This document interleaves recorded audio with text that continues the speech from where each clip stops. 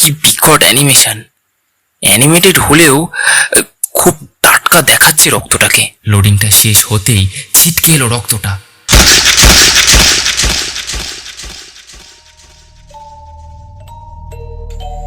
Video game তো কম বেশি আমরা সকলেই খেলেছি, কিন্তু একটা গেম কি কখনো আমাদের বাস্তব জীবনে আঁচড় কাটতে পারে?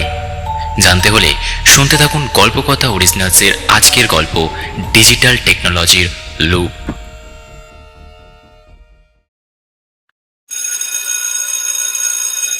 আজ রবি স্কুলের টিচারের কাছে শাস্তি পেয়েছে।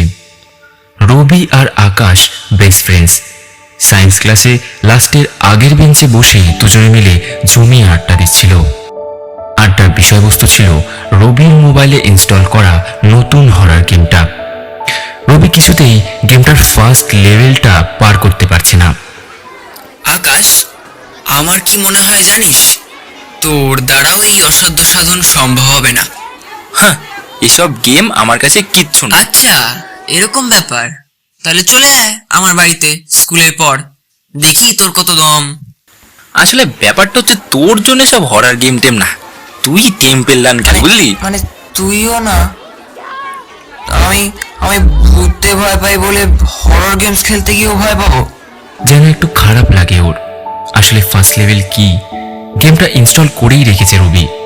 ওপেন করে খেলার মতো সাহস হয়নি এখনো।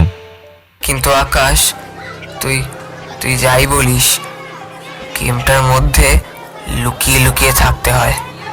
আর আর আওয়াজ পেলে ভূতটা যেভাবে ছুটে আসে না। এইটুকু বলতেই রবির চোখ দুটো ভয়ে গোল গোল হয়ে গেল। বাপরে বাপরে, কলজেটা কলজেটা হাতে চলে আসে একেবারে, আর আমি হেরে যাই। ডাহা মিথ্যে কথা বলল রবি। কিন্তু কেন? আকাশ তাচ্ছিল্যের হাসি নিয়ে বলল, এইটুকুতে এই অবস্থা? আচ্ছা ঠিক আছে, আমি যাব, দেখব কি এমন গেম তোর। আকাশের মনে ভয় ডরটা বরাবরই একটু কম। ও যদি একবার গেমটার ফার্স্ট লেভেলটা পার করে দেয় তাহলে ডেয়ারটা কমপ্লিট হয়ে যায়। মনে মনে এসব ভেবেই আকাশকে রবি বলে, তুই যদি ফার্স্ট লেভেলটা পার করতে পারিস, তাহলে সামনে বইমেলা থেকে কাঁকড়া বিছের বিষ উপন্যাসটা আমি তোকে আমার নিজের পকেট মানি দিয়ে কিনে দেবো। ইয়েস! ব্যাপারটা সম্পূর্ণ অপ্রত্যাশিত থাকায় চিল্লে ওঠে আকাশ। আকাশের চিল্লানোয় মনে হয় কেলেঙ্কারিটা হলো। এই গল্পের চক্করে ওরা ভুলেই গেছে যে ওরা ক্লাসে বসে আছে। ব্ল্যাকবোর্ডের দিকে তাকিয়ে ওরা বুঝতে পেরেছে ক্লাসের টর্ক পড়ানো হচ্ছিল। শশাঙ্ক মজুমদার স্যার প্রথমে রবিকে প্রশ্ন করলেন, এই তুই বলতো টর্ক কাকে বলে? টর্ক টর্ক হলো, তুই আজকে স্কুল ছুটির 1 ঘন্টা পর বাড়ি যাবি। স্যার একই প্রশ্ন আকাশকে জিজ্ঞাসা করলে আকাশ মোটামুটিভাবে উত্তর দেয়। আকাশ শাস্তি পায় না।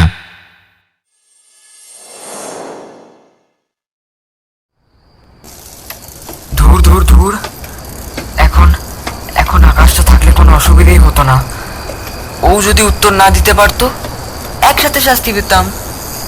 তা না, তাহলে তাহলে আমাকে এই 6টার পর সাইকেল নিয়ে একা একা ওই পদ্ম পুকুরে পাশ দিয়ে আসতে হতো না। অন্যদিন তবু 5টায় ছুটি হয়, দিনের আলো থাকে, কিন্তু আজ আজ যেন কেমন তাড়াতাড়ি অন্ধকার হয়ে গেছে। কি যে হবে এবার? এই সব কিছু নিজের মনে বিড়বিড় করতে করতে সাইকেল চালিয়ে স্কুল থেকে এই প্রথমবার 6টার পর বাড়ি ফিরছে রবি। সবে সন্ধে 6টা বেজেছে, কিন্তু আজকের সন্ধেটা একটু বেশি অন্ধকার লাগছিল। যেন রাতের অন্ধকার চুপিসারে সন্ধ্যা স্নিগ্ধতাকে গিলে ফেলেছে। বাঁকা চাঁদ আকাশে থাকলেও এই চাঁদ কোনো কবির অনুপ্রেরণা হতে পারে না। চাঁদটা যেন কায়াহীন অশরীরীর বাঁকা কদাকার হাসি। পাশাপাশি থাকা দুটি সুপারি গাছ এখন মূর্তিমান কঙ্কালের সাদা দুটি পা বলে মনে হচ্ছে। বাড়ি ফেরার চেনা রাস্তাটা আজ হঠাৎই খুব অচেনা রূপ নিয়েছে। আকাশের চেনা নক্ষত্র, পরিচিত রাস্তার বাঁক, গাছপালা সবকিছুই এক অজানা ভয়ের জন্ম দিচ্ছে। পুকুরটার কাছে আসতেই রবির টনক নড়ল যে হঠাৎ ঝোড়ো হাওয়া বইতে শুরু করেছে।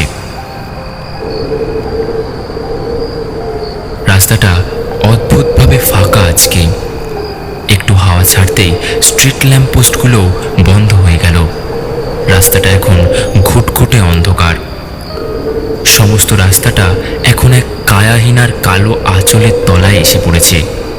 পদ্মপুকুরকে বাঁদিকে রেখে অন্ধকার রাস্তায় ঝড়ের মধ্যে সাইকেল চালাতে একটু কষ্টই হচ্ছিল রবির।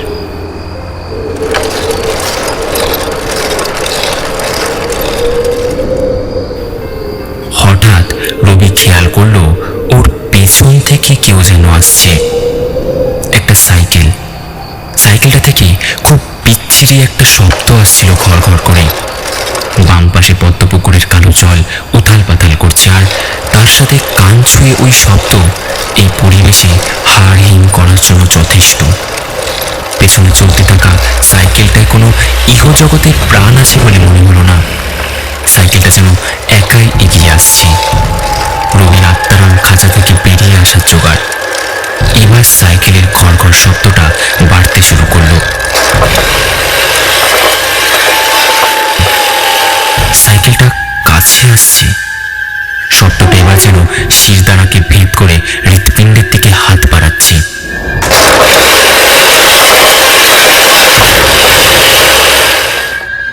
ঘাড় ঘুরিয়ে পেছনে এগিয়ে আসা চলমান বিভীষিকার দর্শন কামনা করার মতো দুঃসাহস রবির নেই। চোখের কোণ দিয়ে একবার দেখার চেষ্টা করলো, কিন্তু চশমার কাঁচ ওর সঙ্গ দিল না। কাঁচ তো শুধু সামনে। এতক্ষণে ঝড়ের ধুলোর থেকে ওই প্লাস পাওয়ারের চশমাটা বাঁচালেও আর চোখে দেখার চেষ্টা করতে গিয়েই চোখে লাগলো ধুলোর ছাপটা। কিছু দেখতে না পেয়ে রাস্তার পাশের একটা বাড়ির দেয়ালের দিকে সাইকেলটা দ্রুত গতিতে এগিয়ে গেল।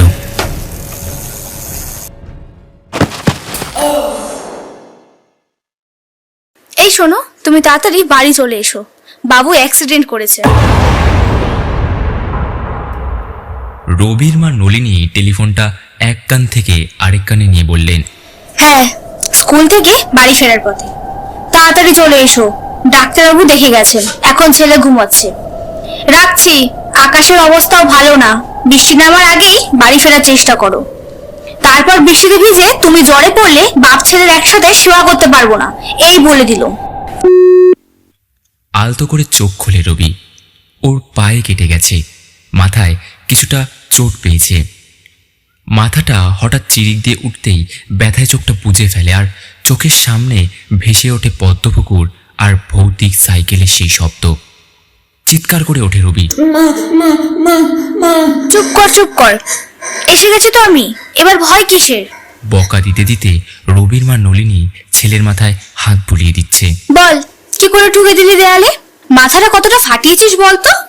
পদ্মপুকুরে যে তোর কি ভয়, ওইখানেই তো অ্যাক্সিডেন্টটা করেছিস। চোখে ধুলো ঢুকে গেল তো। যখন দেখলে ঝড় উঠেছে তখন রাস্তার পাশে সাইকেলটা দাঁড় করিয়ে নেমে পড়লে না কেন? না না না, ওখানে দাঁড়ালে তো তোকে ভূতে খাবে। এই কথাটা কিছুটা ব্যঙ্গ করেই বলেন নলিনী। মা, বিরক্তির সুরে প্রতিবাদ করতে চায় রবি। দেখ আকাশ, দেখ তোর বন্ধুর কি অবস্থা দেখ। রবির মা দরজার দিকে তাকিয়ে বললেন, আকাশ কিছুক্ষণ হলো এসেছে। রবির মায়ের কথায় ঘরের ভেতরে ঢুকে আসে সে। নলিনী ফোন করে আকাশকে ডেকেছে।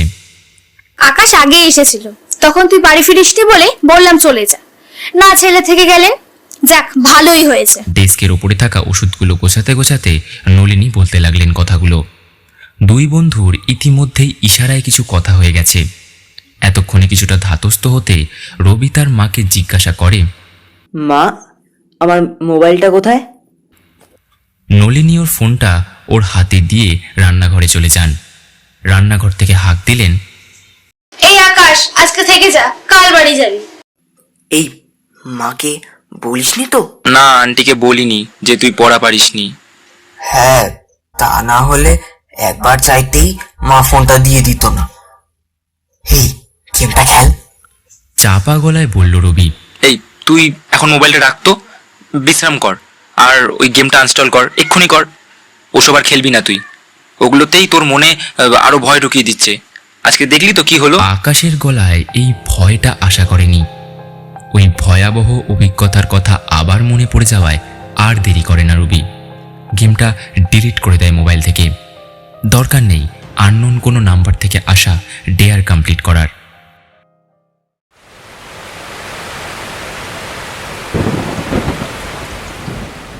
রাতে বৃষ্টি নামলো ঝোড়ো হাওয়ার সাথে। আকাশ রবির বাড়িতেই থেকে গেছে আজ। দুই বন্ধু একসাথেই শুয়েছে। রবির খুব মাথা ব্যথা হওয়ার কারণে ওষুধ খেয়ে ঘুমিয়ে পড়েছিল, কিন্তু আকাশের চোখে কিছুতেই ঘুম আসছিল না। উঠে বসে আকাশ, পাশে রবি অঘরে ঘুমোচ্ছে। ধুর, ঘুমই আসছে না। বাইরে বৃষ্টি হচ্ছে, এই ছাদেও যেতে পারবো না। মোবাইলটা চার্জে বসানো, গেমটা রিইনস্টল করব। একবার খেলেই দেখা যাক না, সেরম হলে আবার ডিলিট করে দেওয়া যাবে। শেষের এই কথাগুলো কিছুটা নিজেকে আশ্বাস দিয়েই বলল আকাশ। মোবাইলটা হাতে নিতেই বুকটা ছ্যাঁত করে উঠল। একটা নোটিফিকেশন ফুটে উঠেছে মোবাইল স্ক্রিনে। ও যে বলল গেমটা ডিলিট করে দিয়েছে, আমিও তো দেখলাম। ও ডিলিট করলো, তাহলে নোটিফিকেশনটা এলো কি করে? রবির দিকে তাকিয়ে কথাগুলো কেমন যেন থেমে থেমে বলছিল আকাশ। সকালে টেম্পল রান খেলতে বলে রবিকে খোঁচা দেওয়ার কথাটা মনে পড়ে গেল। ছেলেটা অল্পতেই ভয় পেয়ে যায় ঠিকই, কিন্তু এই গেমটা খেলে ভয় পাওয়ার কারণটা এখন বুঝতে পারছে সে। নোটিফিকেশনটাই কি বিভৎস লাগছে। ঠিক 12টার সময় এসেছে নোটিফিকেশনটা। এতক্ষণে নোটিফিকেশনে আসা মেসেজটা পড়ল।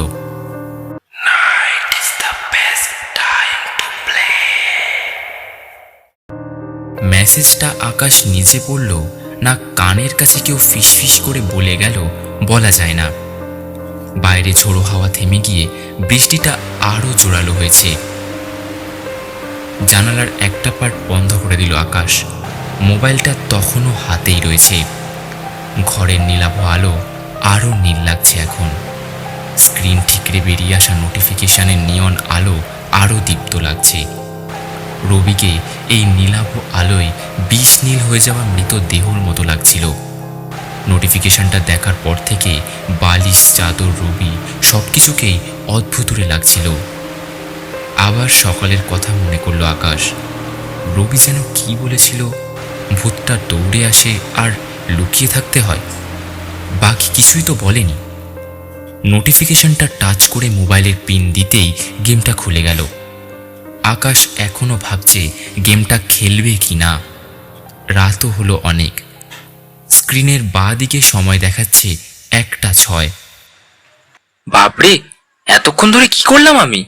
শুধুই ভাবলাম, নাকি কেউ ভাবালো? একটা ঢোক গিলে মোবাইলের দিকে লক্ষ্য করলো আকাশ। লোডিং দেখাচ্ছে। গেমটা লোডিং হচ্ছে। মোবাইল স্ক্রিনের নিচের দিকে একটা বর্ধিত আয়তক্ষেত্র, যার মধ্যে দিয়েই একটা লাল তরল এগিয়ে চলেছে। ওই লম্বা বাস্কের মধ্যেই ওই রক্তের মতো জিনিসটা এক প্রান্ত থেকে অপর প্রান্তে ছড়িয়ে পড়লেই লোডিং শেষ। ইস, কি বিকট অ্যানিমেশন! অ্যানিমেটেড হলেও খুব টাটকা দেখাচ্ছে রক্তটাকে। লোডিংটা শেষ হতেই ছিটকে এলো রক্তটা। চোখ বাঁচাতে চোখটা বুঝে ফেলল আকাশ। মুখ পুরো ভিজে গেল টাটকা রক্তে। একটা চিরা শ্বাসে দুহাত মুখে চেপে ধরল আকাশ। জামাটা পুরো ভিজে গেছে। এত কাণ্ডতে কোলের মধ্যে ছিটকে পড়েছে মোবাইলটা। কোলে থাকা বস্তুটাকে না দেখেও ওটাকে একতলা জমাট রক্ত ছাড়া আর কিছু ভাবতে পারছে না আকাশ। আতঙ্কে কুকিয়ে উঠল। জোরে জোরে শ্বাস পড়ছে তার। খাটটা কেমন যেন অবশ লাগছে। চোখের সামনে হাত দুটোকে রেখেই চোখটা খুলল। আঙুলের ফাঁক দিয়ে মোবাইলটা নজরে আসতেই দেখল একটা বড় এন্টার বাটন ফুটে উঠেছে স্ক্রিনে। এখন হাতের দিকে চোখ যায়। এ কি, রক্ত কোথায়? মুখ, জামা ভিজে রয়েছে ঘামে। নিজের ওপরেই বিশ্বাস হচ্ছে না। মিছিমিছি এত ভয় পেয়ে গেছিল, এখন আর ভয় লাগছিল না। এন্টার বাটনটা দেখা যাচ্ছিল। টাচ করলো। হঠাৎই শরীরটা কেমন দুর্বল লাগছে। বুকের ওপরটা কেমন ভারী ভারী ঠেকছে, সে কারণে শ্বাস নিতেও কিছুটা কষ্ট হচ্ছে। সারা শরীরটা কেমন একটা রিল্যাক্স লাগছে, মনে হচ্ছে যেন হাওয়ায় ভাসছি। অস্বস্তিতে ভুরু কুচকে সপাটে চোখটা খুলল আকাশ। নিজেকে আবিষ্কার করল নিজের ঘরের বিছানায় শুয়ে রয়েছে। বুকের ওপর গোলাপের রক্ত রহস্যের ভারী উপন্যাস। অবাক হয়ে নিজের মনে মনেই এই পুরোটা কি স্বপ্ন ছিল? না না, স্বপ্ন এতটা রিয়েল লাগে নাকি? এই ওঠ, স্কুলে যাবি না? রুটিন দেখে বইপত্র গুছিয়ে দিলাম, উঠে পড়। আকাশকে একটা ঠেলা দিয়ে ডেকে ওর মা রান্না করে চলে গেল। মাকে এই বিষয়ে জিজ্ঞাসা করতেই মা কেমন উল্টো পাল্টা উত্তর দিল। মা, আমি তো কাল রবির বাড়িতে ছিলাম, আমি বাড়ি এলাম কখন? আরে হ্যাঁ, নতুন টিফিন বক্সেই পড়েছি টিফিনটা। হ্যাঁ হ্যাঁ, গল্প লিখেছি টিফিন বক্সটা পেলি, ওটাই। মা এসব কি বলছো? আমি বলছি এক, তুমি উত্তর দিচ্ছ আর এক। এবার ভীষণ অসহায় লাগছে আকাশের। এরপর যতবারই প্রশ্ন করেছে মা উত্তর দিয়েছে অন্যরকম। দ্বিতীয় ধাক্কাটা লাগলো স্কুলে ঢোকার পর। রবির সাথে দেখা হতেই কেমন যেন দেজাভু মনে হলো। ক্লাসরুমে ঢুকেও তাই। ব্যাপারটা আরো স্পষ্ট হলো যখন রিতমা ম্যাম ক্লাসে এলেন। খটকাটা লাগলো ওনার সেই হলদে রঙের চুড়িদারটা দেখে। উনি একই পোশাক পরে পরপর দুদিন স্কুলে মুখ দেখাবেন? হুম, আগের দিনও তো এটাই পরে এসেছিলেন। আর আজকের মঙ্গলবারের রুটিনে তো ওনার ক্লাসই থাকে না, থাকে সোমবার আর শুক্রবার। সকাল থেকে এত প্রশ্ন মাথায় জট পেকে রয়েছে, আরো একটা প্রশ্ন বাড়ল। এতক্ষণ রবি পাশেই বসেছিল, ওকে খেয়াল করিনি। কখন বেঞ্চে বসেছি তাও মনে পড়ছে না। ম্যামের ক্লাস শেষ হয়ে শশাঙ্ক স্যার ক্লাসে এলেন। অবাক কাণ্ড, স্যার আজকেও টর্ক পড়াচ্ছেন। আর রবি সেই আগের দিনের মতো করেই আমাকে ওই গেমটার বিবরণ দিচ্ছে। কেমন যেন মনে হচ্ছে আগের দিনের ঘটনাগুলো নিয়ে আমি আয়নার সামনে দাঁড়িয়ে আছি, আর আয়নার প্রতিফলন হলো আজকের দিনটা। রবি কানের কাছে সেই একই বিস্ময় নিয়ে কথাগুলো বলেই চলেছে। কথাগুলো ভীষণ কানে লাগছে। কথাগুলো শুনছি না দেখে একটা চিমটি কাটতেই চেঁচিয়ে উঠলাম। স্যার আমাদের দিকে তাকালেন। একেই ঘটনাটার পুনরাবৃত্ত ঘটল। রবির শাস্তি হলো। এতক্ষণে আকাশ বুঝতে পারল যে ও একটা টাইম লুপে আটকে পড়েছে। গেমটায় এন্টার করতেই মনে হচ্ছে এটা হলো। আসলে গেমটার নাম তো ঘোস্ট লুপ। এবার সবকিছু জলের মতো পরিষ্কার, কিন্তু এটা কিছুতেই মাথায় ঢুকছে না যে এটা রহস্য তত্ত্বের কোন দিক। এতদিন ধরে এত রহস্য গল্প পড়ে রহস্য সম্পর্কিত একটা পাকাপোক্ত কনসেপ্ট বানিয়েছে আকাশ। সেই কনসেপ্ট অনুযায়ী রহস্য নির্ণয়ে একটা ত্রিভুজ কল্পনা করা যায়, যা দিয়ে লৌকিক, অলৌকিক এবং পরলৌকিক সব রহস্যের সমাধান সম্ভব। এই রহস্য ত্রিভুজের এক কোণে বিরাজমান লৌকিক রহস্য, মানে ত্রিভুজের এক কোণে চাঁদা স্কেল বসালে চোখ পড়বে গোয়েন্দা গল্প, কল্পবিজ্ঞানের গল্প, গা ছমছমে পরিবেশের গল্প, আর ওই সমস্ত গল্প যেখানে সাদা ধুতি হাওয়ায় উঠতে দেখে লোকে ভূত ভেবে মূর্ছা যায়। ত্রিভুজের আরেক দিকে রয়েছে অলৌকিক রহস্যগুলো, মানে যেই দিকে চাঁদার রেটিংয়ে ধরা পড়বে মরণের পর সংক্রান্ত পরলৌকিক বাসিন্দাদের গল্প, যেখানে সত্যি ভূতের অস্তিত্ব বর্তমান। আর তৃতীয় কোণে রয়েছে সবচেয়ে ইন্টারেস্টিং, স্বপ্ন। এই কনসেপ্টটার ওপর ভিত্তি করেই একটা গল্প লিখেছিল আকাশ। গল্পটা প্রতিযোগিতায় প্রথম স্থান অধিকার করেছিল, কিন্তু বিগত 12 ঘন্টা ধরে ঘটতে থাকা এই ঘটনাগুলো কিছুতেই এই ত্রিভুজের ছকে খাপ খাওয়াতে পারছে না আকাশ। একটা গেম কিভাবে বাস্তবে আঁচড় কাটতে পারে, এটা ভেবেই কুলকিনারা করতে পারছিল না আকাশ। আমি আর কিচ্ছু ভাবতে পারছি না। আমি শুধু জানি যে এই লুপটা থেকে যে করেই হোক আমাকে বেরোতেই হবে। আচ্ছা, ঠান্ডা মাথায় ভাবতে হবে। লুপটা থেকে বেরোতে লুপটার শুরুটা প্রথমে বুঝতে হবে। এটা সহজ। গেমটায় এন্টার করার সাথে সাথেই আমি লুপে আটকে পড়েছি। যেহেতু ঘটনাগুলো পুনরায় ঘটছে, সেই অনুযায়ী আজকে রবির বাড়িতে গিয়ে গেমটা খেলা যাবে না। না না না না না, অত অব্দি লুপটাকে তৈরি হতেই দেওয়া যাবে না, তার আগেই কাটতে হবে।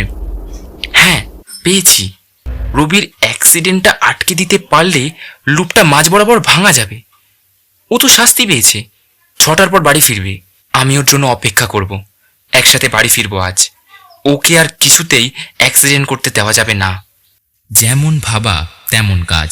স্কুল ছুটির পরে স্কুলের বাইরে দাঁড়িয়ে রইল আকাশ। তাই বলে 1 ঘন্টা ঠায় দাঁড়িয়ে থাকবে? তার চেয়ে ভালো সামনের ঘাটটা থেকে ঘুরে আসা যাক, সময়ও কাটবে। 6টার আগে ফিরে এলেই তো হলো। ঘাটের বাইরে সাইকেলটা পার্ক করে কিছুক্ষণ স্নিগ্ধ গঙ্গার হাওয়া খেতে খেতে সব কিছু মাথা থেকে বেরিয়ে গিয়েছিল। হঠাৎ মনে পড়তে বাইরে বেরিয়ে এসে দেখে সাইকেলটা উল্টে পড়ে আছে, আর সাইকেলের চেন গার্ডটা কেউ ইট মেরে তুবড়ে দিয়েছে। এটা ওই অশরীরী ষড়যন্ত্র নয় তো? না, আজ কোনো কিছুই আমাকে আটকাতে পারবে না। এর একটা শেষ আমি দেখেই এসব ছাড়বো। ভাবতে ভাবতে সাইকেলে বসে প্যাডেল করতে শুরু করেছে। লুপ থেকে বেরোতেই হবে ওকে। রবিকে আজ আকাশ বাঁচাবেই। এসব পণ করতে করতে কখন স্কুলের গেট পেরিয়ে এসেছে খেয়ালই করেনি ও।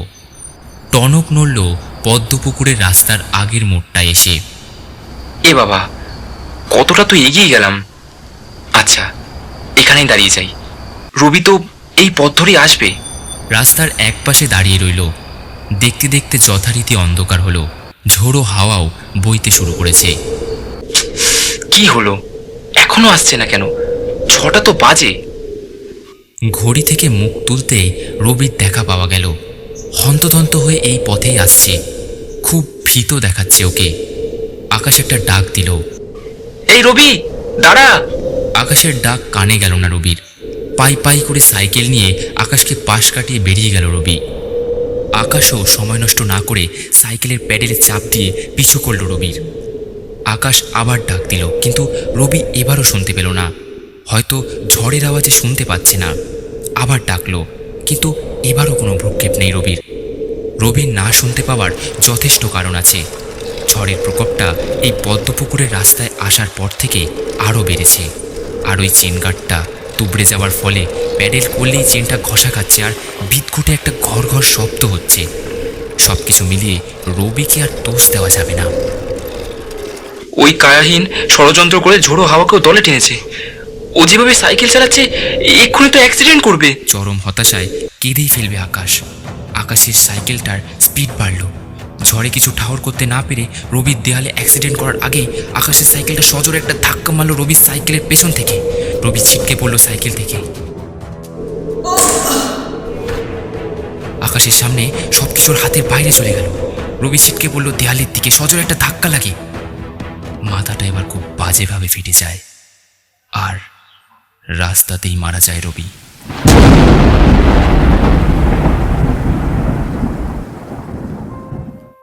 এরপর একটা অসম্ভব ঝাঁকুনি অনুভূতি করে আকাশ। খাটে সেই একই জায়গায় বসে আছেন, হাতে সেই অভিশপ্ত গেমটা ওপেন করা। হঠাৎই স্ক্রিনে একটা লেখা ফুটে উঠল, you have to completed the first level. কিং কর্তব্য বিমূঢ় হয়ে কিছুক্ষণ ওভাবেই বসে রইল খাটের ওপর। হুঁশ ফিরল একটা হিস হিস শব্দে। ভোর হয়ে দিনের আলো ফুটে উঠলেও রবির গায়ের নীলচে ভাবটা রয়েই গেছে। শুনলেন অরিজিতের কলমে লুপ, গল্পকথক এবং আকাশের চরিত্রে আমি অর্থাৎ অর্পণ, রবির চরিত্রে অরিজিৎ মুখার্জি, রবির মা নলিনীর চরিত্রে রূপসা আচার্যি এবং আকাশের মায়ের চরিত্রে অঙ্কিতা সরকার। ছোট চরিত্র শশাঙ্ক মজুমদার স্যারের চরিত্রে অঙ্কন আচার্যি। গল্পকথার আজকের এই এপিসোডটি যদি আপনাদের ভালো লেগে থাকে তাহলে অবশ্যই ভিডিওটিতে একটি লাইক দিয়ে দেবেন। চ্যানেলকে সাবস্ক্রাইব করে বেল নোটিফিকেশনটা অলে সেট করে দিয়ে চ্যানেলের পাশে থাকবেন। গল্পকথায় আরও নতুনত্ব কী ভিডিও দেখতে চান তার জন্য অবশ্যই কমেন্ট করতে ভুলবেন না গল্পকথার এই পেজে। দেখা হচ্ছে পরের একটি এপিসোডে। ততদিন ভালো থাকবেন, সুস্থ থাকবেন।